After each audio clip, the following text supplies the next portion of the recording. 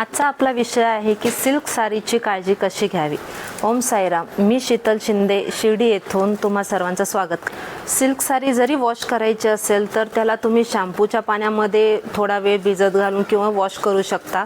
जर एखाद्या वेळेस अन्न काही खाताना अदर तेलाचा डाग जरी पडला तर त्याला वॉश घरी करू नये, त्याच्यासाठी तुम्ही ड्रायक्लीनलाच दिलं पाहिजे, नाहीतर त्याची जी शाईन असते सिल्कची ती थोडीशी पुसट होत जा। सिल्क साड्या ड्रायक्लीन होऊन आल्यावर त्याला डायरेक्टली कपाटमध्ये नाही ठेवायची, त्याला एक कॅरी बॅग किंवा आपला लिननचा क्लॉथ असेल त्याच्यामध्ये ठेवायचा किंवा बटर पेपर असतो त्यामध्ये फोल्ड करून ती ठेवायची, कारण त्याच्यामुळे दुसऱ्या साड्यांचे कलर्स त्याला लागणार नाहीत किंवा ती पुसट दिसणार नाही।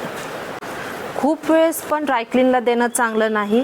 जर तुम्ही एकदा जर सिल्क साडी वापरली त्याच्यानंतर तुम्ही त्याला कॉटनच्या क्लॉथने स्वच्छ त्याच्यावरची धूळ काढून त्याला ॲज इट इज ठेवली तरी चालती। 2-3 वेळेस जर तुम्ही वापरून मग ती ड्रायक्लीनला दिली तरी हरकत नाही।